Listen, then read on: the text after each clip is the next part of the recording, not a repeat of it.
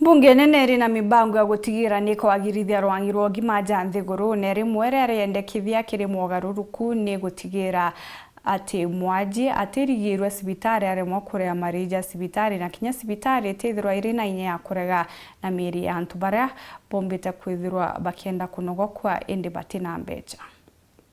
Article 43 of the Constitution and Article 28 which provides for right to dignity. Honorable Chair, I will not belabor this point because I have made this presentation before. I just came back to beseech this committee that you allow the publication of this bill so that we can debate it on the floor and we can enrich the same. And if there are any amendments, we can have the same so that we ensure that we protect our people. Thank you, Honorable Chair.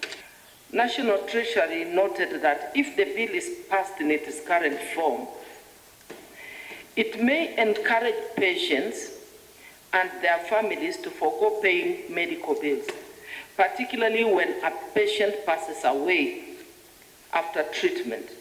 Additionally, the passage of the bill goes against the principles of universal health care, which should cover such costs.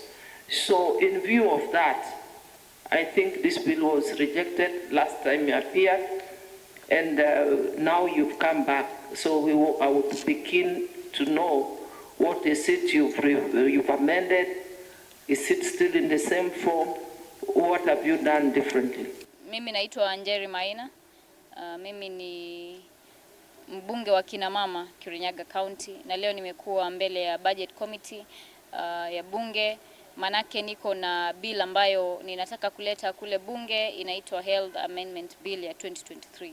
Na kwa hiyo bill mimi naomba wabunge waipe support, manake mimi ninapendekeza tuunde sheria ambayo itahakikisha kwamba mtu akifariki hawezi kuzuiliwa kwenye hospitali, ama mtu akiwa na akipata matibabu alafu ashinde kulipa bill hazuiliwi kwenye hospitali. Na mimi nasema ya kwamba sio kosa kuwa maskini hapa Kenya, na mimi nashughulikia hustlers wa pale chini. Manake wakati mwingi unapata ya kwamba kule mashinani hata Kirinyaga County tumekuwa na kesi nyingi sana, watu wakifariki unakuta hospitali wanakataa kupea familia mwili ili waweze kuulaza, lakini mimi najua ya kwamba sio eti watu wanakataa kulipa. Tunajua ya kwamba watu wengi hapa Kenya hawana ile bima ya kushughulikia health facilities ama kuweza kujikimu na kulipa bill za health. Kwa hivyo mimi naomba na nimeomba committee ya budget ipitishe hiyo bill, ilete pale bunge ili tuweze kujadili kama wabunge na tuweze kuhakikisha kwamba tunaunda sheria.